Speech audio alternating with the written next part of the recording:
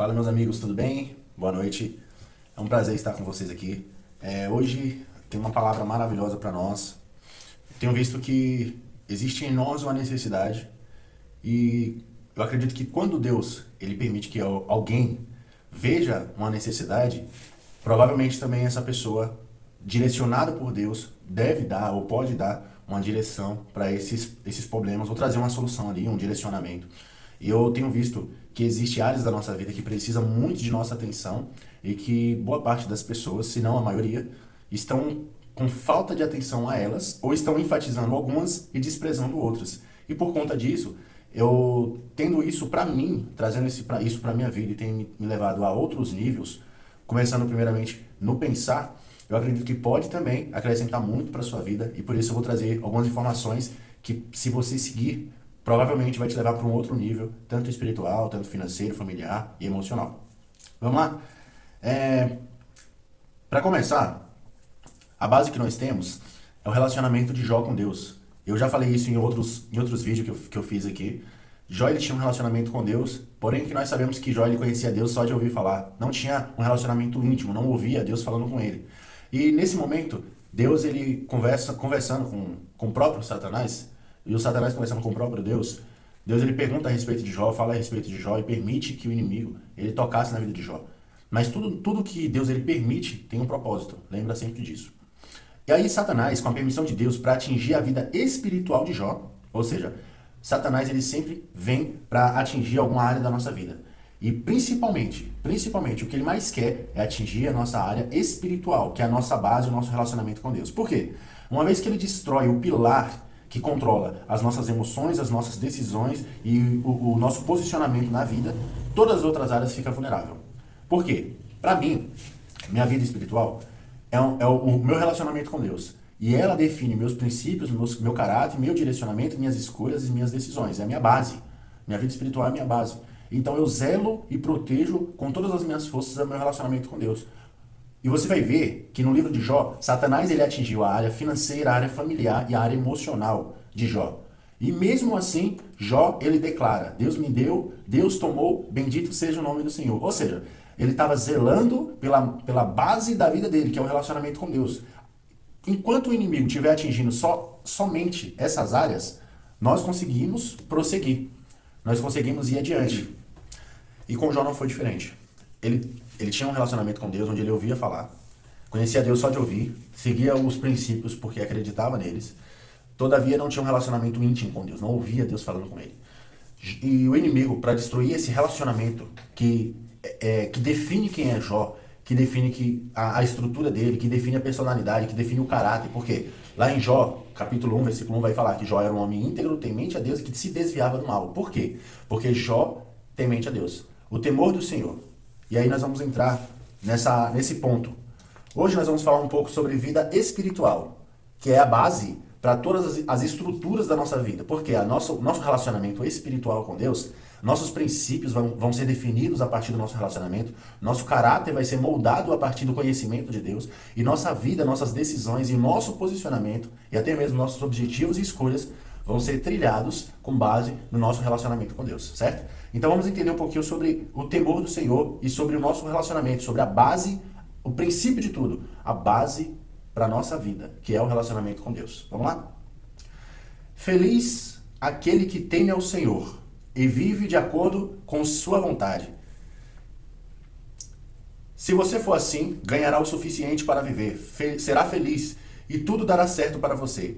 Em casa, a sua mulher será como uma parreira que dá muita uva. E em volta da mesa, os seus filhos serão como oliveira nova. Quem teme ao Senhor, certamente será abençoado. Assim, que do Monte Sião o Senhor abençoe. Que em todos os dias de sua vida você veja o progresso de Jerusalém e que você viva para ver os seus netos, que a paz esteja com o povo de Israel. Salmos 128, do versículo 1 ao versículo 6.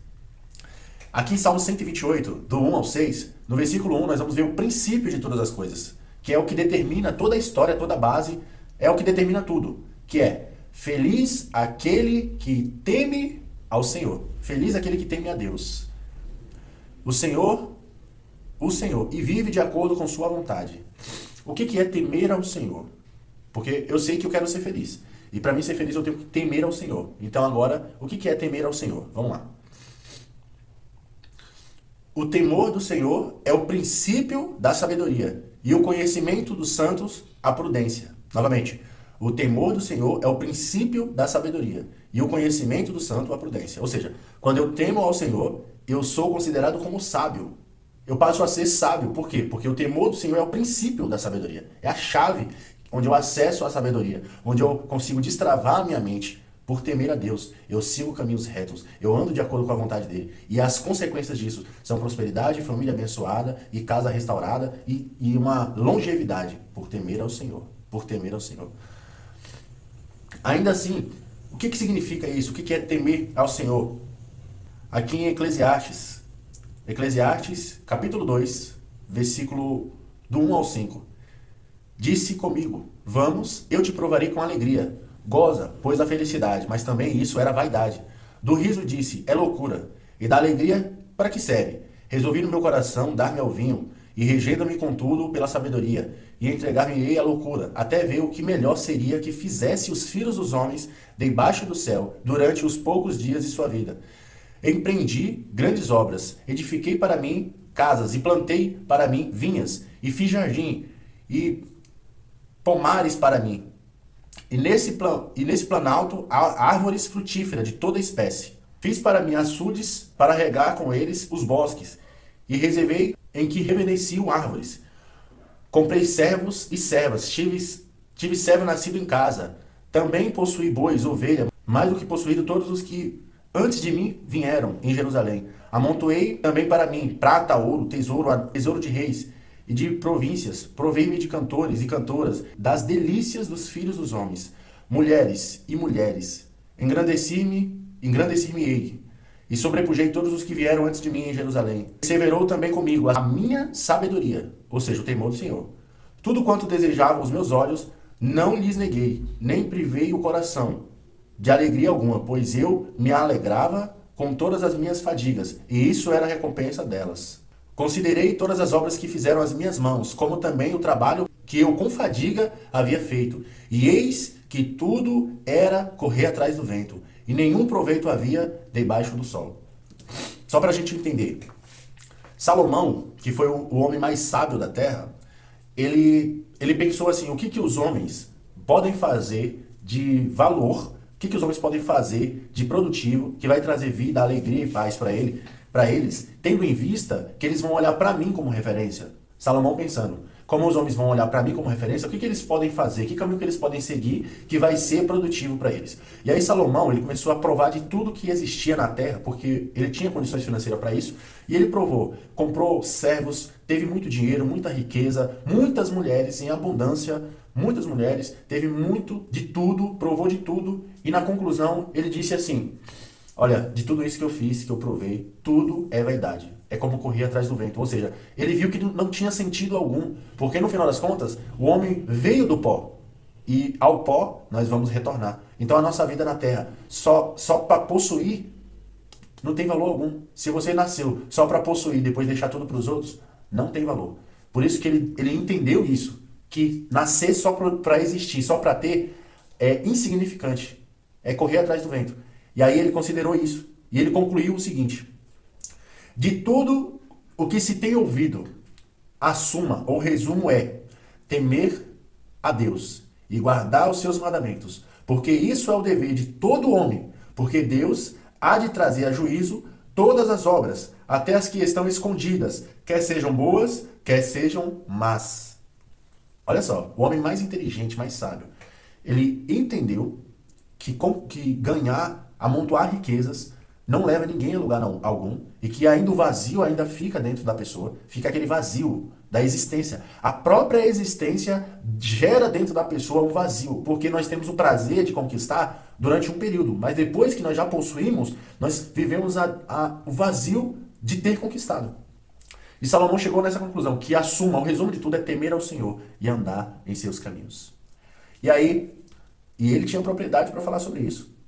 E aí nós vamos entender o que é isso, o que é temer ao Senhor, andar em seus caminhos.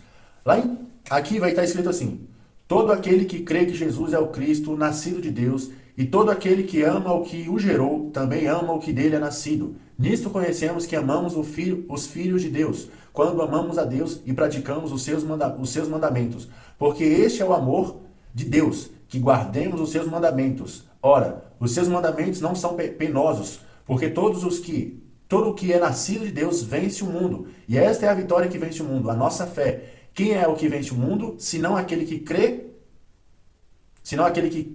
ser Jesus, o Filho de Deus. Em resumo, temer ao Senhor é andar em seus caminhos, é guardar os seus mandamentos e obedecer a sua palavra. Em resumo disso, é ter um relacionamento com Deus, é amar a Deus. E amar a Deus é se relacionar com Ele, é se relacionar com seu Filho, Jesus Cristo. Por quê? Porque Jesus, ele é a redenção da humanidade. E só pode acessar essa redenção, esse perdão, só pode ser lavado, perdoado através de Jesus. Então, quando nós reconhecemos, quando nós queremos a Deus em nossas vidas, nós precisamos aceitar o perdão de Deus para sermos perdoados dos nossos pecados. E a partir daí, do relacionamento com Deus, nós nos relacionamos com Jesus e passamos a ter uma vida de acordo com a vontade de Deus, com base em Jesus. E aí, para nós entendermos isso melhor, o verbo estava no mundo. O que é o verbo? É a palavra. E quem é a palavra de Deus? A palavra de Deus é Jesus. Ou seja, Jesus estava no mundo. O verbo, a palavra. O mundo foi feito por intermédio dele. Mas o mundo não o conheceu. Veio para os que era seu. E os seus não o receberam. Mas a todos quanto o receberam, deu-lhes o poder de serem feitos filhos de Deus, a saber, aos que creem no seu nome. Ou seja, só é filho de Deus quem crê em Jesus Cristo, quem recebe a Jesus, porque Jesus é o perdão de Deus, é a redenção para nossas vidas, porque ele pagou o preço pelos nossos pecados.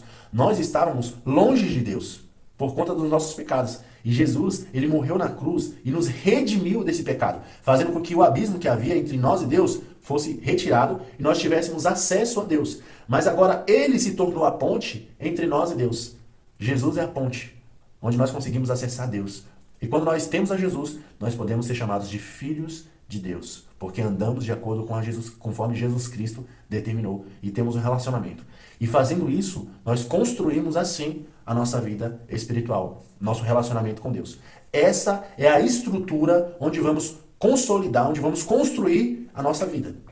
A primeira coisa que nós aprendemos hoje é relacionamento com Deus, a base espiritual. Relacionamento com Deus.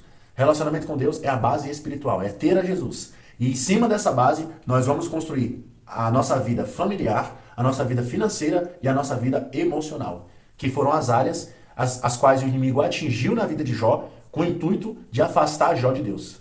Ele fez um processo inverso. Jó construiu um relacionamento com Deus, aí ele teve uma família abençoada, uma vida financeira abençoada, uma vida emocional abençoada, e Satanás, para destruir isso, começou a atingir as áreas da vida dele para tentar chegar até a base. É por isso que é importante, nós temos um relacionamento, temos bases para chegarmos e sermos vitoriosos e chegarmos no final e diante de Deus e podermos ser recebidos por Ele como filhos benditos. Amém? Deus abençoe, tenha uma ótima noite, até a próxima, fiquem com Deus.